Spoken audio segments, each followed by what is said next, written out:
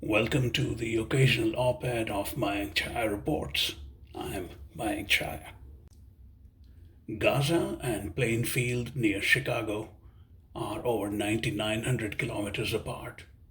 However, the hatred and animus rising over Gaza took next to no time to travel to the generally peaceful village of Plainfield, with a population of a little over 45,300.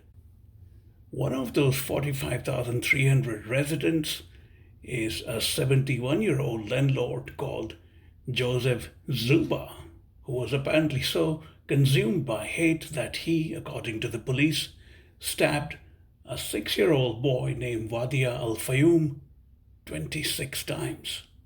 His mother, the 32-year-old Hanaan Shahin, was stabbed 12 times. It was she who called 911 to say that they were attacked by their landlord, Czuba. Prosecutors detailed in court on Monday how Czuba had attacked the mother and child. His rage was triggered by the Hamas terrorist attack on Israel.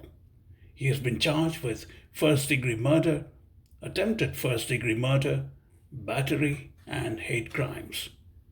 Hanaan told prosecutors that Czuba was angry at her over what is going on in Jerusalem.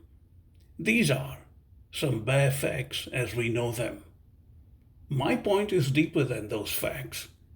We live in a world so messed up by so-called mature adults that utterly helpless and innocent children are being grotesquely killed and maimed, be it those in Israel, Gaza, or elsewhere around the world, as has been the case with Wadea Al-Fayoume. Think about the sheer randomness of that depraved misanthropy in one part of the world, circling halfway around it, and so cruelly ending a tender life. It is as true of those children killed in Israel and Gaza, children who did not have perhaps any conception of their geographical location, let alone centuries of violence over a piece of that geography. And yet, they get slaughtered at the altar of adult hubris and conceit over territorial control.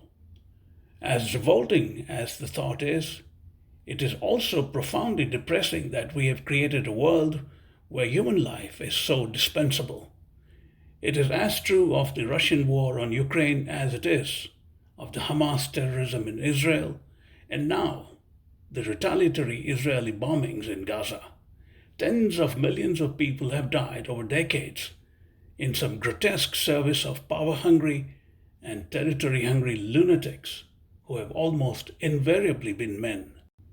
Yahya Sinwar, the Hamas leader in Gaza, could not care less that Wadea Al-Fayoume, who had not even begun to get a measure of his life yet, was killed because of what he chose to do in Israel. That would be equally true of what Israel is now in the process of doing against Gaza. No one should be surprised if a similar killing would occur elsewhere in the world.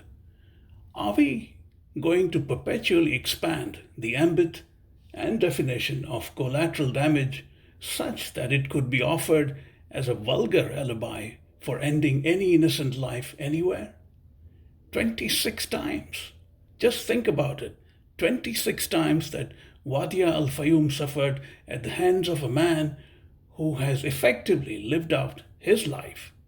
He evidently had no compunctions ending a child's life because he felt enraged at what happened some 9,900 kilometers away.